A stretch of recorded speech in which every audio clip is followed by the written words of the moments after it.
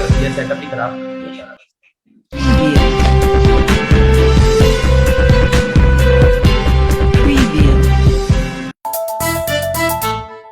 जितना जी में आए खाओ, बस खाते ही खाते जाओ। डरने की क्या बात है जब सतमोला साथ है। टेस्ट है इसका सबसे निराला, हर दिल पर जादू कर डाला। स्वाद स्वाद में जमकर खाया, सतमोला ने खूब बचाया। खाने से डरता है क्या? सतमोला।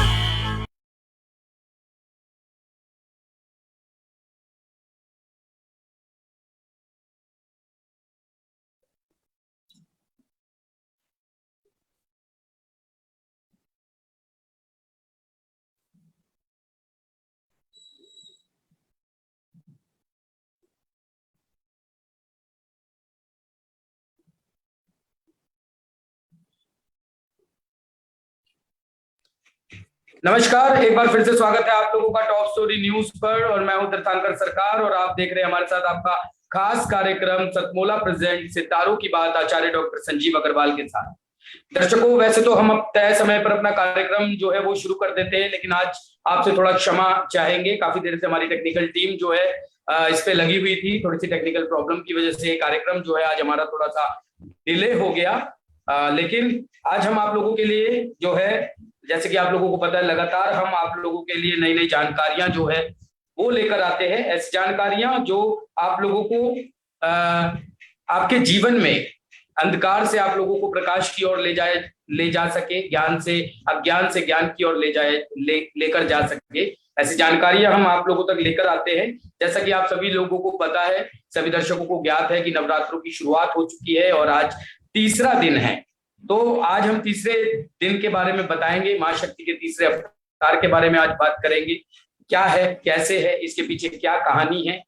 तो मैं ज्यादा देरी न करते हुए सीधा आचार्य जी को अपने साथ जोड़ना चाहूंगा। आचार्य जी, बहुत बहुत स्वागत है आपका टॉप स्टोरी न्यूज पर। नमस्कार, जय मां भारती, जय श्री राम, जय माता की। आप सभी दर्शकों को मैं नमस्कार करता हूं।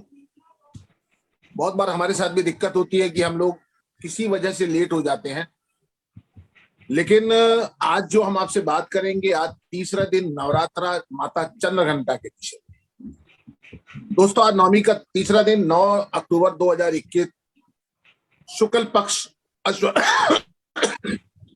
अश्वनी मास।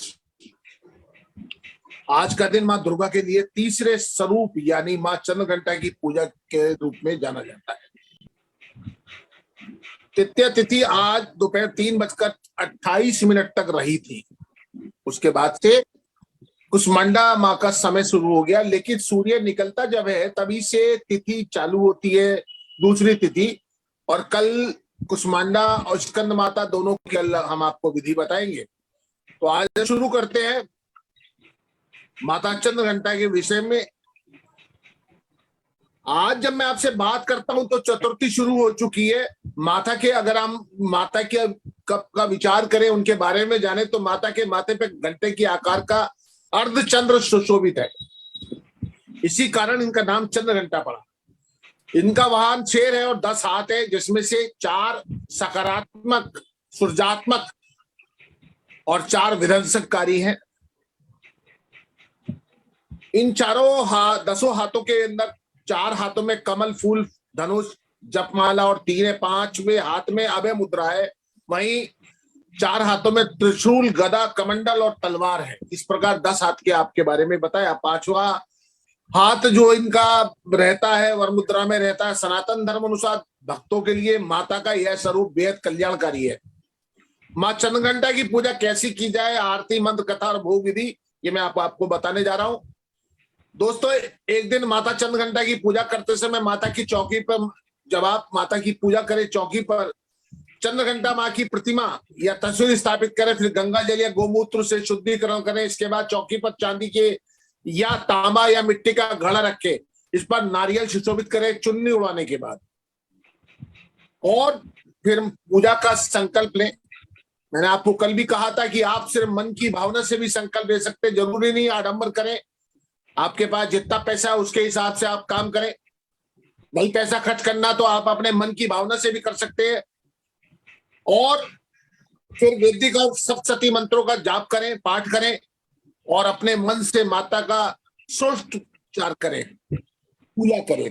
पूजा के दौरान आवाहन, आसन, पादम, अध्यम, आचमन, स्नान, वस्त्र, सौभाग्य सूत्र और चंदन, रोली, हल्दी, सिंदूर, दुर्वा, बिलपत्र, आभूषण, हार, पुष्पार, सुगंधित इत्र, धूप, दीप, नैवेद्य, फल, पान, दक्षिणा, आरती, प्रदक्षिणा, मंत्र, पुष्पांजलि आदि का आप कार्य करें, जाप करें, ब्राह्मण को खुश करें और उसके बाद सबको प्रसाद बांटे। इस प्रकार इस विधि का पूर्ण होता है।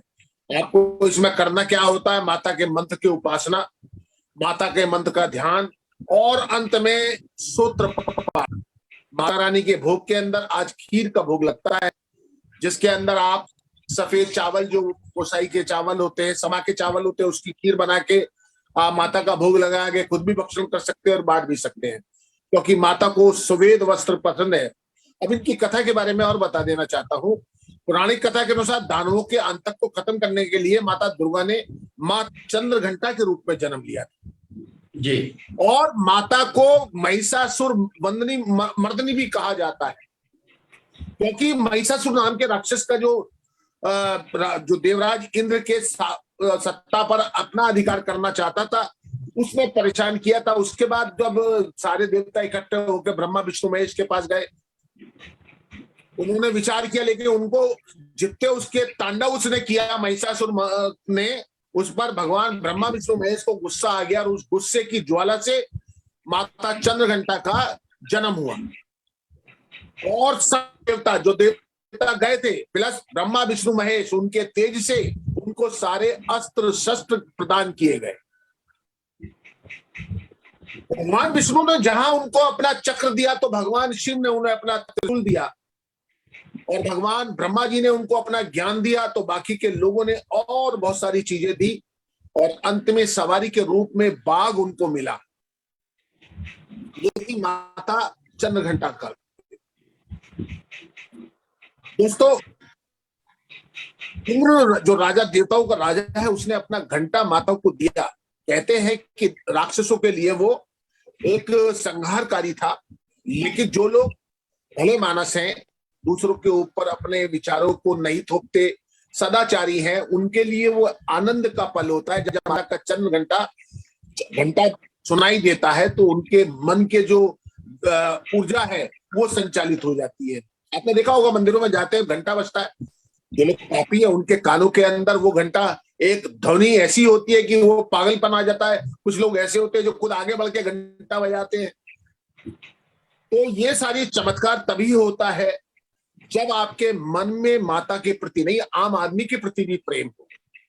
माता के प्रति प्रेम तो आपके लोभ की वजह से भी हो सकता है, लेकिन आम आदमी के प्रति जो प्रेम आपके अंदर पैदा होता है, उससे आपको सब कुछ वो मिलता है जो आप अपने जीवन में चाहते हैं। दोस्तों, एक चीज और भी बता देता हूं, हम लोग दिखावे की दुनिया में बहुत रहते हैं। आपको एक कन्या मानो, इसके अंदर वैसे भी 13 साल से छोटी कन्या, आजकल 11 साल से छोटी कन्या, उनकी पूजा करने का प्रावधान है, उनको भोजन कराने का प्रावधान है। दूसरी बात ये, बल्कि सौम्यता और विनम्रता का भी विकास माता की पूजा करने से हो जाता है जी। आपको एक चीज और बता दो, माता की जो स्वर है, वो दिव्य क्रांति है, मधुरता है, वो सारी माता का जो चेहरा है उससे भी प्राप्त होती है। यदि आप माता में माँ देख लें, अपनी आत्मा को सजा लें अपने मन से, तो आपको हर स्त्री के अंदर माता ही दिखाई देगी जी। और जो लोग अपनी पत्नी पे, अपनी बहन बेटियों पे जुल्म करते हैं, वो कितनी ही पूजा कर लें, उनकी पूजा कभी लगने वाली नहीं है। हमारे सरकार तो बंगाल से आते हैं जी, वहां पर कितना ही बदमाशी हो, लेकिन स्त्री के प्रति वो आज भी बहुत ज्ञानशील है, ज्ञानवान है, छेड़छाड़ नहीं है वहां पे सड़कों पे जी, क्योंकि वो लोग जानते हैं स्त्री की शक्ति क्या होती है। और स्त्री के ऊपर हमने बहुत बार चर्चा की, लेकिन एक चीज ये भी मैं आपको बता देना चाहता हूं, जो मैं बड़े हर एक आदमी से कहता हूं, कि माता को आप दवाई के रूप में भी आप जानिए, क्योंकि हर देवी का एक अपना होता है वकार, अब आपको बता दें, पौधा होता है धनिये जैसा, जी जिसे बोलते हैं चंदूसूर। जी ये जो दवाई है ये जनरली मोटे लोगों के लिए होती है। ये धनिया जैसा पौधा होता है, इसमें धनिया जैसे फल होते हैं और इसको पीस के तब इसका सेवन किया जाता है किसी वैद्य की निगरानी में। जी कुछ ये जो दुकानों पे पंसारियों के यहाँ मिलता है, ये चरमहंती भी बोलते हैं इसको, चरमहंती। जी ये माता के पसीने से निकला है, ये पौधा माता के पसीने से, और ये इसी वक्त में खाया जाता है। और जी इस पौधे की दवाई से शरीर का मोटापा छट जाता है। जी तो ये बड़ा, जितने भी 9 देवियां हैं वो सब की सब कोई ना कोई औषधि को भी निर्माण करने वाली है, हमारे शरीर के विकार को दवाइयों से, आयुर्वेदिक दवाइयों से दूर करने वाली भी है। हमें इस बात को भी जानना चाहिए। जी तो ये था आज का दिन। कल कुसुमांडा की बात करेंगे आपसे, हालांकि कल 2 नवरात्रि है, चौथा और 5वां नवरात्रि कल है, तो कल आपसे उसकी चर्चा करेंगे। आज की तो यही तक की जानकारी हम आपको देते हैं, चंद्रघंटा माँ की जय के साथ। जी आचार्य जी, बहुत बहुत धन्यवाद इतनी बेहतरीन जानकारी जो है दर्शकों को देने के लिए, उनका मार्गदर्शन करने के लिए, और नवरात्रि पर्व के विषय में उनको संपूर्ण जानकारी जो है वो उपलब्ध कराने के लिए। हमें उम्मीद है कि आपको वो हमारा ये कार्यक्रम जो है वो पसंद आ रहा होगा। और अगर आपके कोई भी सजेशन है या आप कुछ और जानना चाहते हैं धर्म के विषय में, अपने जीवन के विषय में, वास्तु के विषय में, आपके मन में कोई भी प्रश्न है, आप कोई कहानी जानना चाहते हैं, किसी कहानी के पीछे की सच्चाई जानना चाहते हैं, तो भी आप हमें जो है मैसेज कर सकते हैं और हम आपको जो है उसकी जानकारी उपलब्ध करवाएंगे। अब दर्शकों, वक्त हो चुका है इस समय आपके लाइव सवालों को लेने का। जैसे कि आप लोगों को पता है कि हम लोग जो है 10 मिनट का हमने एक सेशन शुरू किया है आपके लाइव सवालों को लेने का। तो आप लोग यहाँ अपने सवाल हमें भेज सकते हैं। आप मुझसे सवाल को भेजने से पहले इस वीडियो को कम से कम 10 लोगों के साथ साझा कीजिए, अपने मित्रजनों के साथ, अपने परिवारजनों के साथ, ताकि उनके भी अगर कोई सवाल है तो वो भी इस सवाल को ले सके। 10 लोगों को साझा करने के बाद आप अपने सवाल को हमें भेजिए और निश्चित तौर पर ही हम उनके सवालों के जवाब जो है वो आपको देंगे। पहला सवाल यहाँ हमारे पास आ चुका है शेष नारायण तिवारी जी का। इनका जन्म हुआ है 20 मार्च 1997, 1997। 20 मार्च जी जी 20 मार्च 1997, 1997। समय है 8:20 PM, 8:20 PM। और बर्थ प्लेस है इनका कानपुर, उत्तर प्रदेश। ये जानना चाहते हैं, ये लिखते हैं कि मेरा फंसा हुआ पैसा जल्दी कब मिलेगा। इनके मार्केट में पैसे फंसे हैं, तो ये जानना चाहते हैं कि मेरा पैसा अक्सर फंस जाता है और जो अभी पैसे फंसे हुए वो कब तक मिल पाए। इनका तुला लगन है, कर्क राशि है, शनि की ढैया चल रही है, आजकल थोड़ा तनाव में है पिछले, और बहुत ही गुस्से वाले हैं,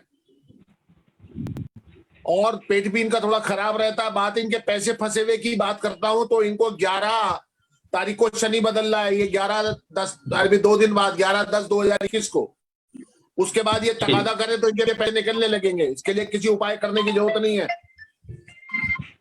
जी। और चश्मा इनको लग जाएगा, माइग्रेन की इनको प्रॉब्लम हो सकती है। एक इनको जर्कन अमेरिकन डायमंड इनको जरूर पहन लेना चाहिए अपने रिंग फिंगर में, इस वाली उंगली में, रिंग फिंगर में, शुक्रवार को, उससे इन्हें लाभ हो जाएगा।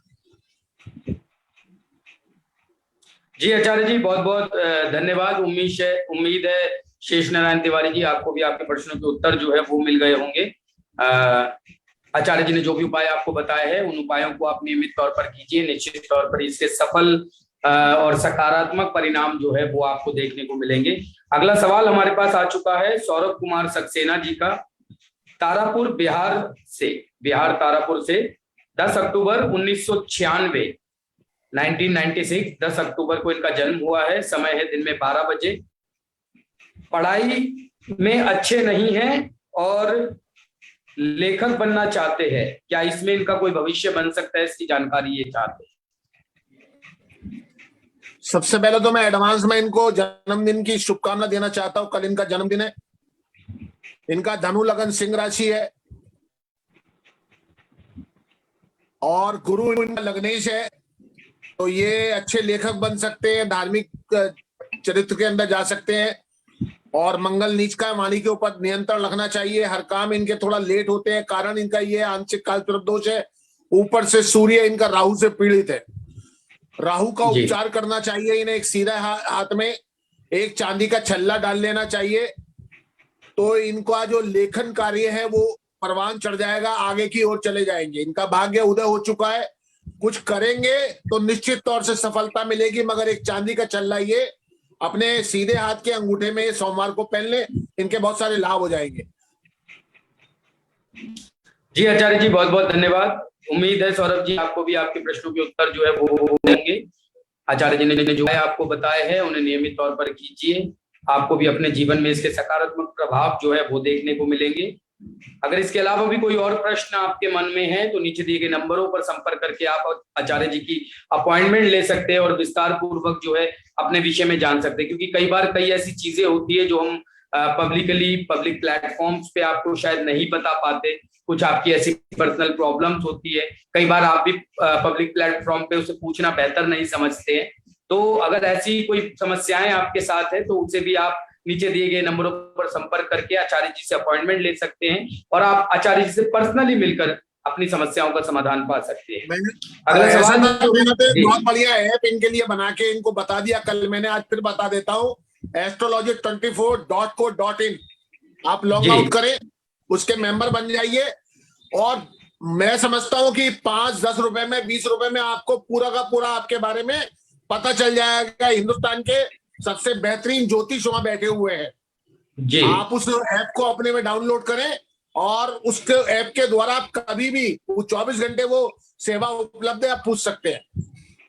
जी आचार्य जी, बहुत बहुत धन्यवाद। जैसे आचार्य जी ने बताया तो आप astrology24.co.in पर जा सकते हैं, वहां पर आप सब्सक्रिप्शन ले सकते हैं और हमारे देश के बेहतरीन जो ज्योतिष है उनसे अपने विषय में जो जानकारी चाहते हैं वो भी आप पा सकते हैं।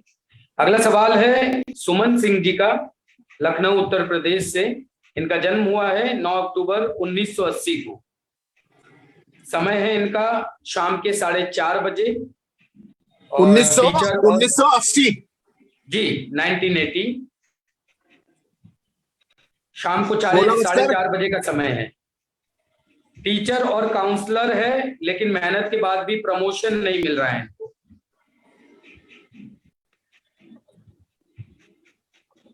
सबसे पहले तो आपको आपके जन्मदिन की बधाई। आज आपका जन्मदिन है। आपका जन्म प्रतिपदा शुक्ल पर कुंभ राशि में हुआ है और कुंभ लगन में हुआ और कन्या आपकी राशि है।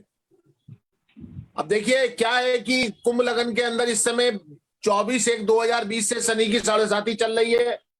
आप बहुत मृदुभाषी हैं मगर अपनी चलाती है, किसी की सुनती नहीं है जी। साथ में आपको माइग्रेन की प्रॉब्लम भी रहती है, मन में आपके भटकाव रहता है, आपके सारे काम बहुत लेट होते हैं। तो ये जो आपकी तरक्की है ये भी इसीलिए लेट हो रही है। लेकिन उसके बाद भी मैं ये कहूंगा एक मोरपंखी की आप झाड़ू बना लीजिए। नहाने के बाद बदन पूछ के उसे रोज अपने शरीर पे 10 सेकंड तक चलाइए।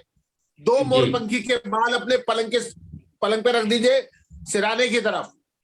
मैं समझता हूँ 1 महीने के अंदर आपको इसके लाभ महसूस करने लगेंगी और अच्छे रिजल्ट आपको मिल जाएंगे इसके। आपके खाली आपके पद उन्नति के साथ साथ आपके और भी जगह पे जहाँ आपके काम लेट होते हैं, वायदे पूरे नहीं होते, वो आपके पूरे हो जाएंगे जी। साथ में अमावस्या के रोज एक दिया अपने मेन गेट के अंदर की ओर लगाइए, उससे भी आपको बहुत राहत मिलेगी। और जो ये शनि की 7.5 आपके ऊपर शुरू हुई है, ये भी थोड़ा सा जो तनाव आपको देती है ये भी उससे कम हो जाएगा। जी आचार्य जी, बहुत बहुत धन्यवाद। सुमन जी, आपका भी बहुत बहुत धन्यवाद हमें सवाल भेजने के लिए। उम्मीद है आपको आपके प्रश्नों के उत्तर मिल गए होंगे और किसी भी प्रकार का अगर आपके मन में कोई और भी प्रश्न है तो आप नीचे दिए गए नंबरों पर संपर्क करके जान सकते हैं या astrology24.co.in पर भी जाकर आप अपनी समस्याओं के समाधान जो है देश के बेहतरीन एस्ट्रोलॉजर से जान सकते हैं। और उम्मीद है आप आचार्य जी ने जो भी आपको वो बताए हैं उपाय, उन उपायों को करने के बाद आपके जीवन में निश्चित तौर पर इसके बेहतरीन परिणाम देखने को मिलेंगे। अगला सवाल जो है ये आया है आकांक्षा प्रिया जी का। इनका जन्म हुआ है 11 सितंबर 1988, और स्थान है, जन्म स्थान सिरसा हरियाणा। समय है सुबह 11:15। तनाव इनको ज्यादा रहता है और घर में अशांति का इनके माहौल बना रहता है। पति से अनबन भी इनकी हो जाती है। तो जानना चाहते हैं क्या समस्या है और क्या उपाय है। इनका तुला लगन है, सिंह राशि है, रविवार को इनका जन्म हुआ है प्रतिपदा शुक्ल पक्ष में।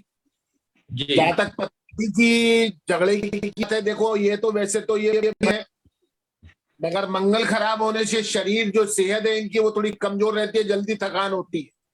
जी। उनका जो सूर्य और चंद्रमा है वो केतु से पीड़ित है, पितृदोष बनता है। रात को कुत्ते को 7 से 11 के बीच में दूध और रोटी दें, इनकी बहुत सारी समस्या का समाधान हो जाएगा। जी। साथ में अपने आप को मजबूत करने के लिए 8.5 कैरेट का ओपल पहने ही अपने रिंग फिंगर में शुक्रवार के दिन।